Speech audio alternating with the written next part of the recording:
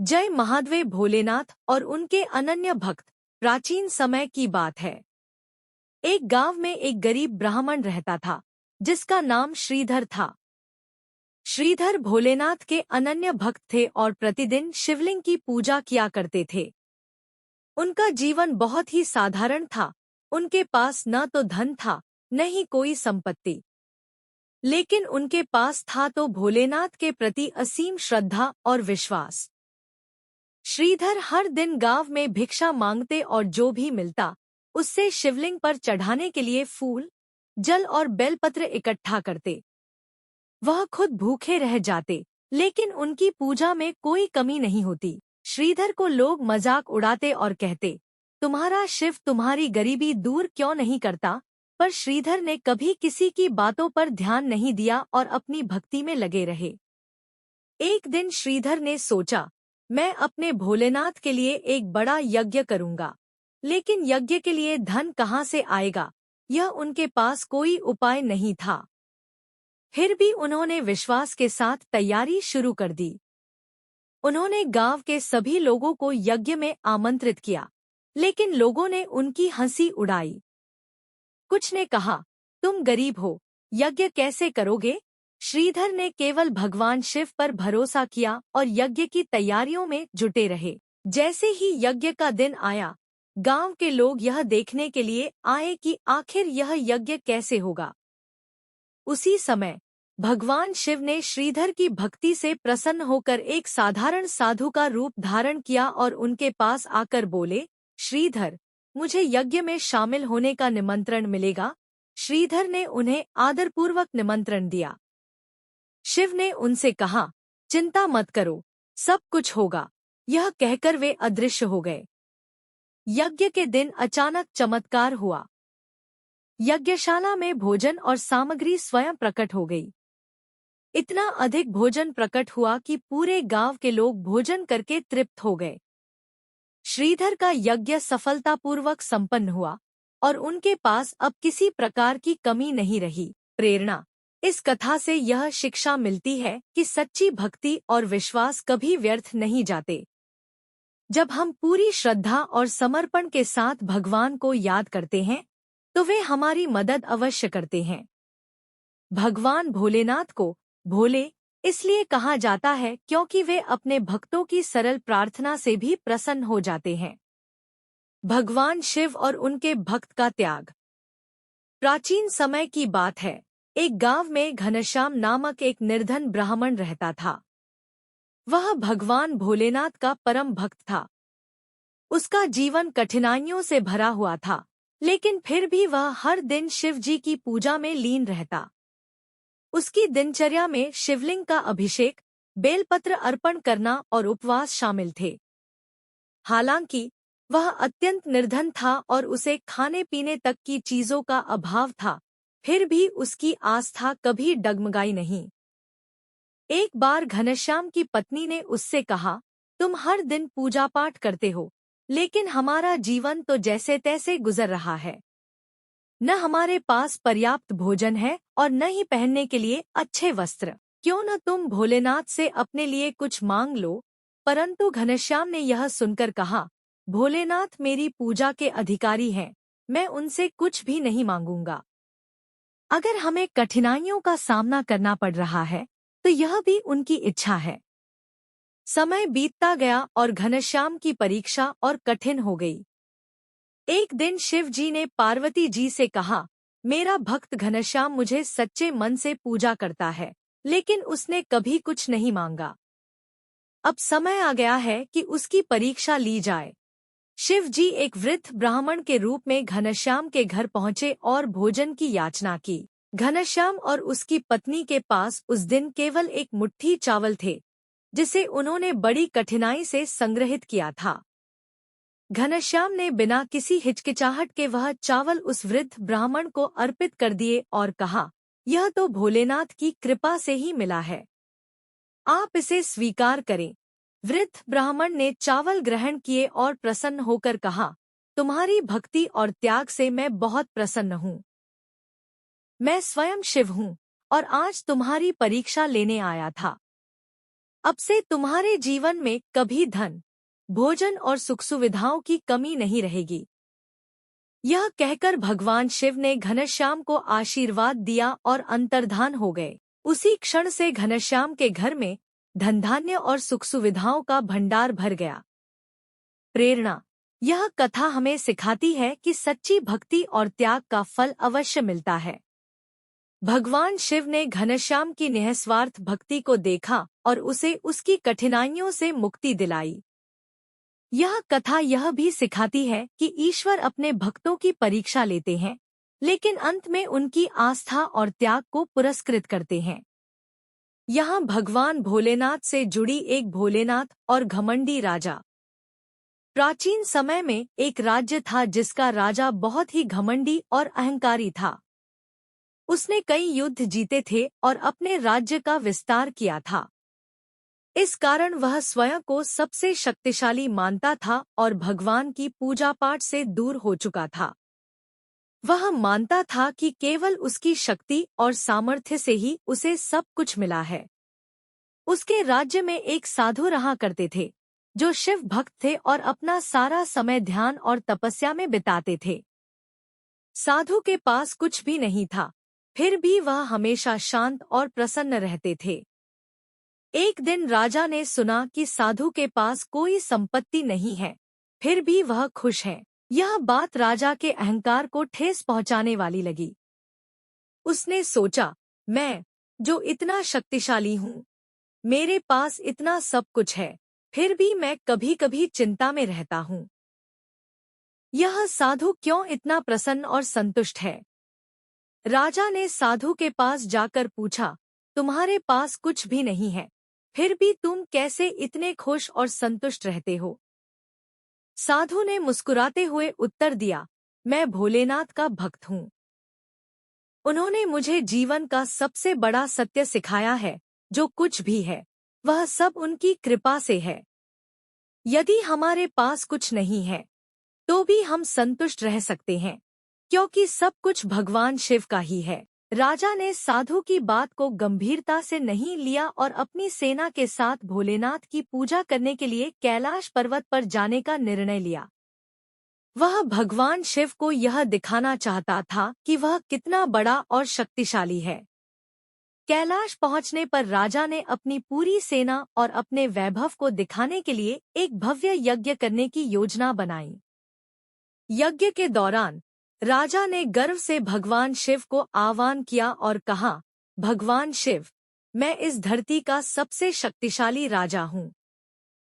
मेरी शक्ति और वैभव के सामने आप भी मुझसे कुछ नहीं छीन सकते। इतना सुनते ही भोलेनाथ ने प्रकट होकर मुस्कुराते हुए कहा, हे राजन, तुम समझते हो कि शक्ति तुम्हारी है, लेकिन तुम भूल रहे हो कि यह संसार मेरी माया से बंधा हुआ है। एक पल में सब कुछ बदल सकता है। इसके बाद भगवान शिव ने अपनी त्रिनेत्र खोल दी और क्षण भर में राजा की सेना और वैभव गायब हो गए। राजा अवाक रह गया, उसके पास कुछ भी नहीं बचा था। वह भयभीत होकर शिव के चरणों में गिर पड़ा और क्षमा मांगने लगा। भगवान शिव ने उसे आशीर्वाद दिया और कहा, जो भी अहंकार करता है उसे इस संसार की सच्चाई समझने के लिए एक दिन अपना सब कुछ छोड़ना पड़ता है। शक्ति और संपत्ति नश्वर हैं, केवल भक्ति और सत्य का मार्ग ही शाश्वत है। राजा ने उस दिन से अपने जीवन में परिवर्तन लाया और अहंकार छोड़कर शिव भक्ति में लीन हो गया। उसने समझा कि सच्चा सुख और शांति केवल भगवान के प्रति समर्पण और विनम्रता से ही प्राप्त होती है। कथा की प्रेरणा। इस कथा से हमें यह सीखने को मिलता है कि इस संसार में भौतिक सुख सुविधाएं नश्वर हैं। जो भी अहंकार करता है वह सच्ची शांति से दूर हो जाता है। भगवान शिव हमें यह सिखाते हैं कि जीवन में विनम्रता और सच्चाई का मार्ग अपनाने से ही वास्तविक सुख और संतोष मिलता है। भोलेनाथ, जिन्हें भोले कहा जाता है, अपने भक्तों पर सदा कृपा दृष्टि बनाए रखते हैं और जो सच्चे मन से उनका नाम जपते हैं उन्हें कभी चिंता करने की आवश्यकता नहीं होती। भोलेनाथ और किसान की कथा। प्राचीन काल में एक छोटा सा गांव था जहां एक गरीब किसान अपने परिवार के साथ रहता था। किसान अत्यंत मेहनती था, परंतु उसकी फसलें हमेशा सूख जाती थीं या नष्ट हो जाती थीं। किसान अपने जीवन से निराश हो गया था और उसे समझ नहीं आ रहा था कि वह क्या करे। गांव के लोग उसे सलाह देते कि वह भगवान शिव की आराधना करे, क्योंकि भगवान शिव को भोलेनाथ कहा जाता है, जो अपने भक्तों की सच्चे दिल से की गई प्रार्थनाओं को तुरंत सुनते हैं। किसान ने गांव के शिव मंदिर में जाकर भगवान शिव की तपस्या शुरू की। वह रोजाना मंदिर आता, शिवलिंग पर जल चढ़ाता और शिव मंत्रों का जाप करता। उसकी श्रद्धा और भक्ति सच्ची थी। लेकिन कई महीने बीत गए, फिर भी उसकी परिस्थितियां नहीं बदली। एक दिन किसान ने भगवान शिव से कहा, हे महादेव, मैंने आपसे हर दिन प्रार्थना की, आपकी पूजा की, परंतु मेरी स्थिति में कोई बदलाव नहीं हुआ। क्या आप मेरी प्रार्थनाओं को नहीं सुनते? तभी अचानक मंदिर में शिवलिंग से एक आवाज आई। भगवान शिव बोले, हे किसान, मैं तेरी हर प्रार्थना सुनता हूँ, लेकिन तूने अभी तक मुझसे कुछ मांगा ही नहीं। तेरी पूजा और तपस्या सच्ची है, लेकिन अगर तेरे हृदय में निराशा है, तो मैं तुझे कैसे आशीर्वाद दूं? किसान हक्का बक्का रह गया और भगवान शिव से पूछा, हे महादेव, मुझे क्या करना चाहिए? मैंने तो आपकी भक्ति की है, फिर भी मेरी फसलें नष्ट हो रही हैं और मेरे परिवार को भूखों रहना पड़ रहा है। भोलेनाथ मुस्कुराए और बोले, किसान, भक्ति में विश्वास के साथ कर्म भी आवश्यक है। तू अपनी मेहनत कर, लेकिन निराशा को अपने पास मत आने दे। मैं तुझ पर अपनी कृपा बरसाऊंगा, लेकिन तू आत्मविश्वास के साथ अपने कर्म करता जा। किसान ने भगवान शिव के वचनों को समझा। वह पुनः अपने खेतों की ओर लौट गया और इस बार उसने दिल से मेहनत की, साथ ही भगवान शिव के प्रति अपार विश्वास रखा। कुछ समय बाद किसान की फसलें हरी भरी हो गईं और इस बार उसकी फसलें बेहद अच्छी हुईं। उसका परिवार फिर से सुखी हो गया। किसान को यह समझ आ गया कि सच्ची भक्ति वही होती है, जहां मेहनत और विश्वास साथ साथ चलें। भगवान शिव उसकी प्रार्थना सुनते थे, लेकिन उन्होंने उसे यह सिखाया कि केवल प्रार्थना करना ही काफी नहीं है। जीवन में आगे बढ़ने के लिए हमें मेहनत और विश्वास को साथ रखना चाहिए। प्रेरणा: यह कथा हमें सिखाती है कि भगवान हमारे कर्मों पर आधारित होते हैं। सिर्फ प्रार्थना करने से कुछ नहीं होता, जब तक हम स्वयं अपने जीवन के लिए मेहनत नहीं करते।